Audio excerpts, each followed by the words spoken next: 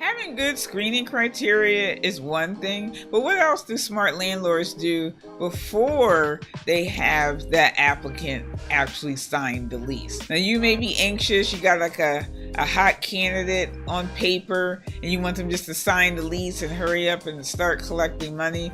But what if you could dodge a bullet before handing over the keys and identify some red flags that may make you second guess wanting to go to the final step of the move-in process? So in this video, I'm going to share part 2 of the conversation I had with my leasing manager, Samira Kiett, and we're going to go over some more kind of steps in our screening process that really helped us select the right tenants to move in the properties that we manage here in suburban Philadelphia. So before I get started, want to welcome you back if this is your first time to the Real Estate Wisdom channel. I'm Veronica Woods, and I love doing this podcast video education series because my audience are all individuals who want to build profitable rental property portfolios. So you're going to hear a lot of tips and best practices that advice I give to my clients, as well as things that we put in practice in Daniel Woods Real Estate Company. I also share market updates about what's going on in the Philadelphia and suburban Delaware County markets. So if you're interested in these things, you'll want to hit the subscribe button. You may want to also check out some of the resources that are available below this video. And with that, let's jump into part 2 of my conversation. One of them is accepting the property as is. And let me explain what that is really quickly. So as is meaning I painted the walls white, the carpet is gray, the door is a glass, screen door, regular storm door, things like that. That's what we mean when we refer to accepting the property as is. If the tenant wants the wall brown and expects us to paint the wall brown, no. Sorry, we're not doing that. However, now if there's something wrong, if there's the stove isn't working, natural, or the light isn't coming on, light bulbs are out, things like that, we're not expecting our tenants or our applicants to take the property in that condition, because at that point it's not unlivable completely, but you can't expect someone to come into a house with a stove and the stove isn't working. I want to eat too. But again, as is accepting the property as it's being presented, and we're saying this, assuming that most landlords are presenting their property in the best condition as possible. Fresh paint, clean floors, clean house. Here at Daniel Woods Real Estate, we clean all of our properties before we list it, and just say, hey, this is how we're presenting it. This is how you're going to take it on. And then if they decide on their own that they want to paint the walls, more than welcome to. But we just don't want to let me take that back.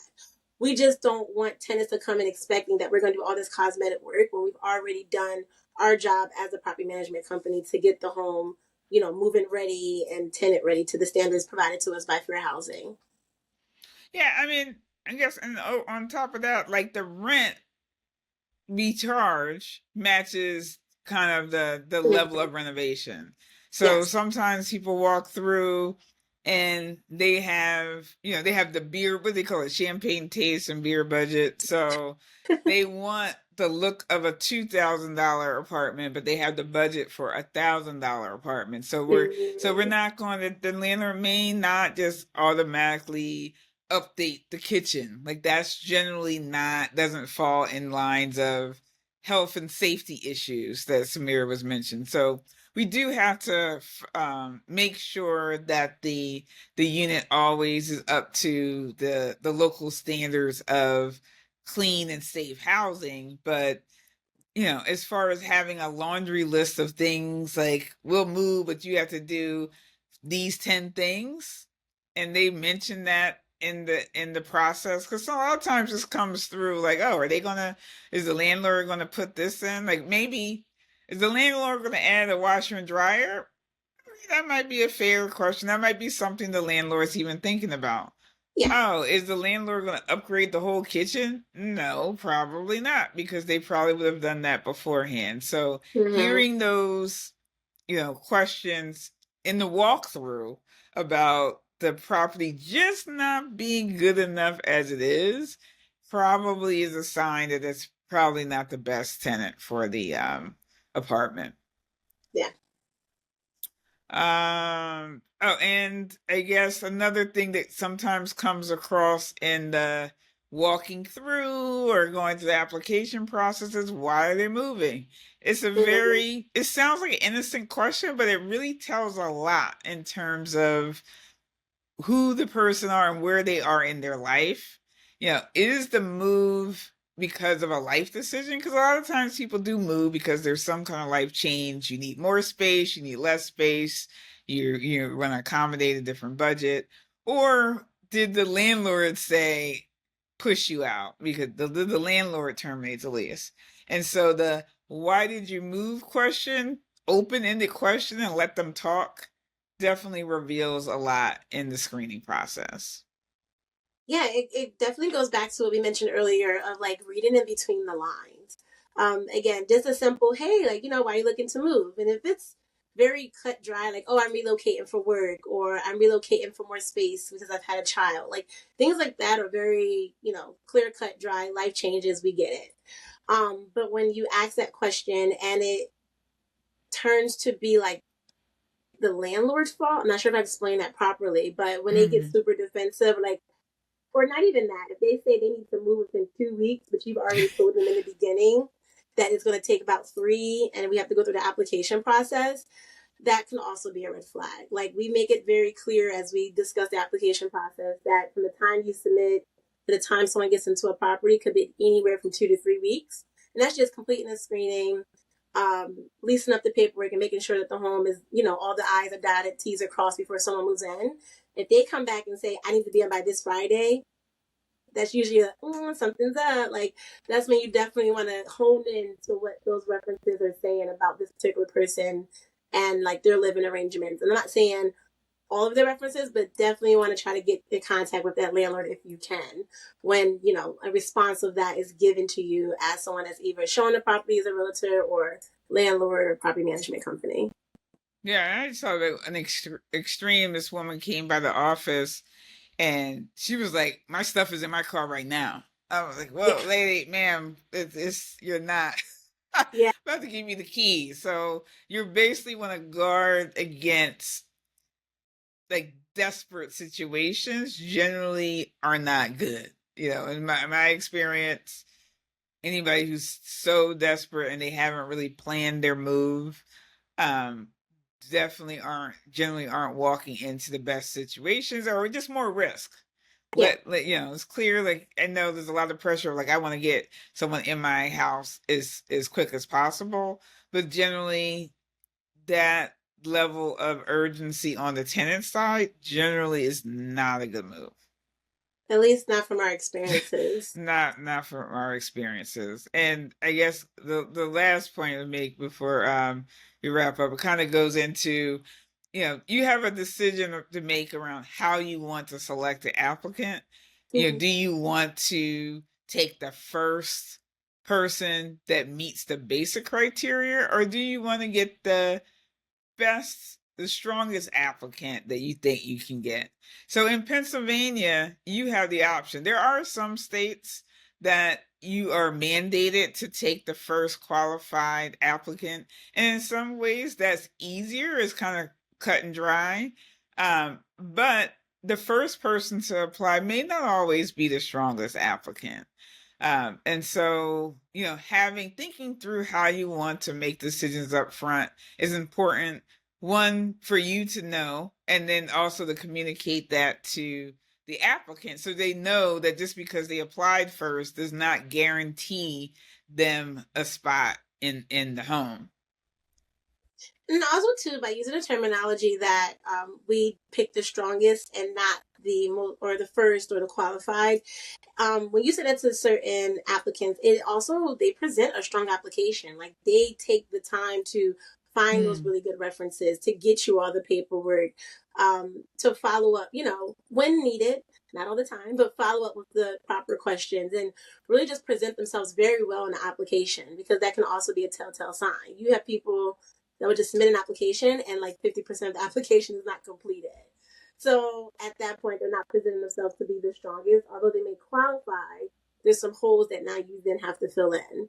Where again, if we're saying, hey, we take the strongest, there is a lot of applicants too that will take the time to make sure that they're presenting themselves at the top, top notch, with showing all the income, coming through with the credit score, giving us those quality references, as well as providing with whatever they can in regards to rental history, and just being very open and transparent about any obstacles they may have faced, or just about them or who they are in general. And last point, so strongest doesn't mean perfect. Yeah.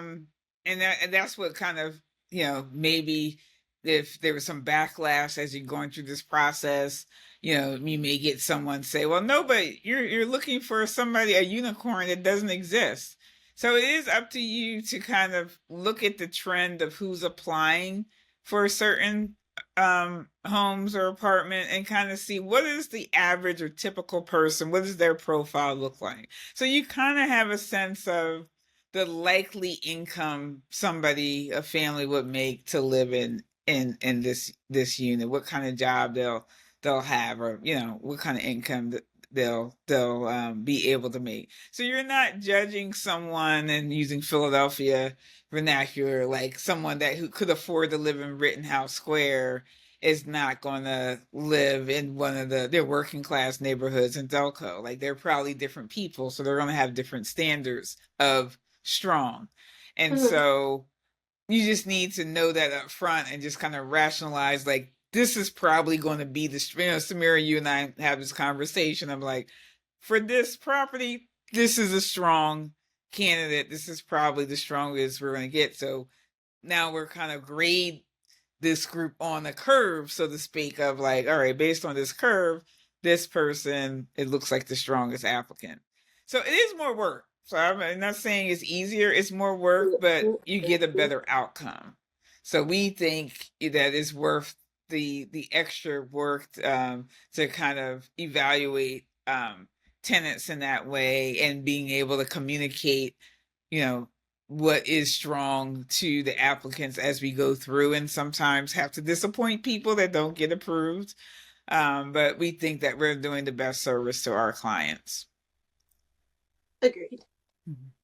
And in the end, just saying, for, again, me who kind of goes through all the applications and kind of connect with different people, different references, it does wind up being one of the better fits for us when we follow the criteria that we presented to you guys. And then also, again, taking the strongest and not the first. There's been some times where we kind of missed the bullet by not taking the first person, and, going with what we found out, going from our processes, can they really partner with us in the processes we have set in, and it's proven to be, really helpful for us and the properties that we have oversee and manage. Before we wrap up, I do want to make one more point about documenting the process. You want to document the people you don't approve and the rationale that behind the decision that led you to that conclusion. You want to make sure that the reason that you did not approve an applicant stands up against any fair housing sniff test. And as you go along, you'll want to be able to turn back and look at your trend of the reasons why you're denying applicants for being able to rent one of your apartments. So if you missed part 1 of the video conversation, you'll want to check that out. It should be appearing on the screen now. You also may want to look at the video we did just talking about how to attract that pool of qualified applicants. As always, thanks for watching. Happy investing.